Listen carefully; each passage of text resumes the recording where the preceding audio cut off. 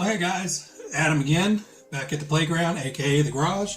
Today we've got a small little project we're working on, Axial SCX24, and we're going to try to get rid of the bouncy shocks. So let me get you down to the bench, show you what I got, and we'll go through what I'm doing to put them on. Alright, now that we're down on the bench, this is what we're putting on. There we go. The Power Hobby shock set for the SCX24. This is what they look like.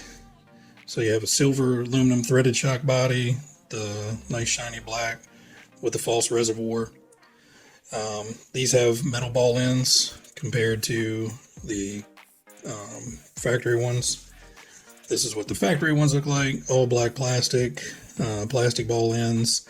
You can see I was working on them prior, added some zip ties to space down the springs just to try to get a little bit more spring rate in them, where these actually have a threaded collar so you can thread it down and adjust the spring rate.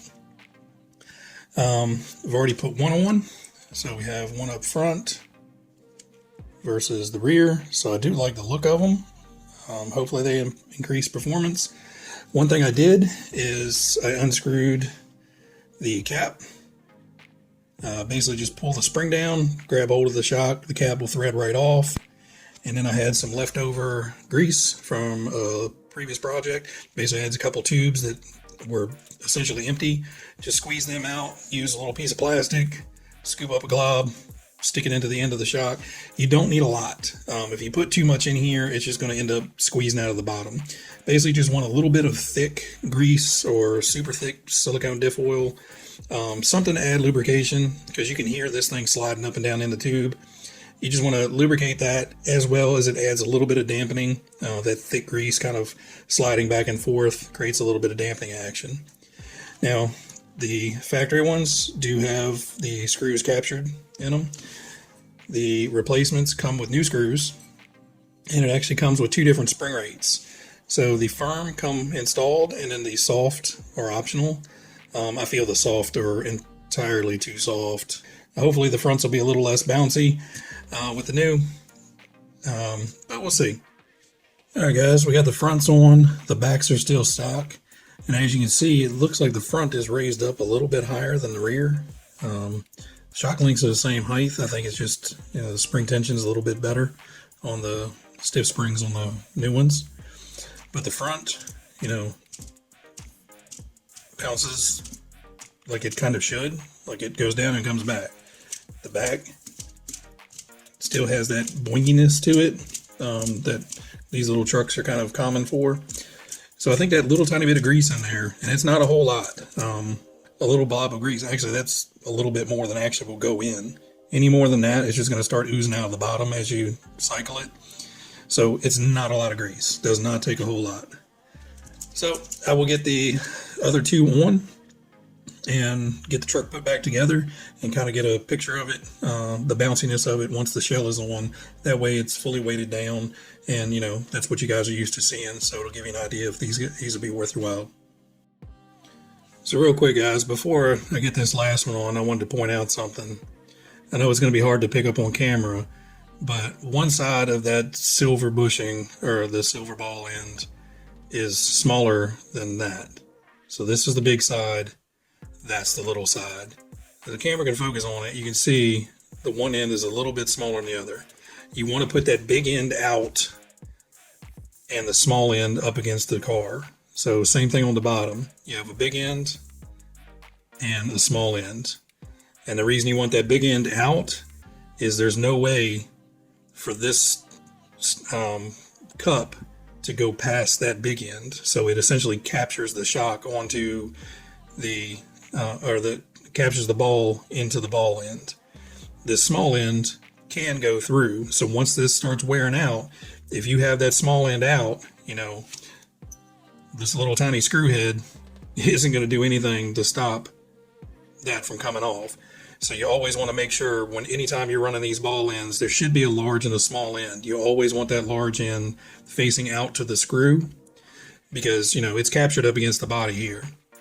The reason I wanted to say something is because I know Some folks love symmetry, so the reservoirs usually face backwards, usually. But on the backs, you actually have to face the reservoir forward to make sure you have that large end facing out. Now, the odds of these actually popping off are slim to none, but it's just a good word to the wise, just to make sure you don't have issues, especially if you're going to be driving these in mud. Those little ball ends are going to start wearing out, getting a little slop in them, and you don't want to be sitting there trying to fight one of these back on, because miraculously they seem to pop off really easy, but getting them back on is a nightmare. Anyway, just a quick tip. Let me get the last one on. All right, guys, we're back. We got all 4 on. As you can see a little bit of silver poking out there. It definitely taken the super springy boinginess out of it. But, you know, I don't think you're ever, until we get real oil-filled shocks, it's never going to be perfect. But it is a whole lot better. And I will set up try to run this one-handed run. So I did notice that the springs are a little bit stiffer. So as you can see, it's picking that back wheel up when normally on those soft stock springs, that would still be on the ground. So I did pull the thread, I threaded the collars all the way back up on there. So that's as high up as the collars will go. So I may end up snagging these back off at some point and putting these softer springs on. I was kind of surprised. I figured the firmer springs would actually work a little bit better. I don't think it's going to impact it too much. I think the bounciness of it, the little jitterbug wobble that it always had, will be improved by these. But yeah, I have to run it for a while, play with the springs, and then see what I think. Overall, the install went well. No real issues. But yeah, we got an SCX24 that doesn't weeble wobble for 3 minutes after you drop it. So I'm happy. If anything, it definitely adds to the scale look factor of it with those nice silver shocks in there. I like it. I really hope that these springs break in a little bit after they run. Maybe just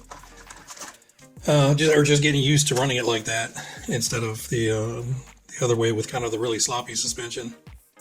Either way, quick video, guys. Hope you liked it. If you think these are interesting to you, you can find these on Amazon or most any of the RC places. You may be able to find them in your local hobby shop. If you can't find them in your local hobby shop, support those guys.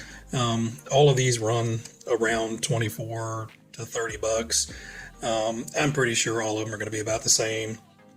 So if you can find them at your local hobby shop, grab those. If not, go to the Jungle Store or one of the other online retailers and grab them. For the little crawler it is, I love it. Mostly crawl around indoors over top of stuff. But yeah, hope you guys liked it. Enjoy, and we'll catch you next time.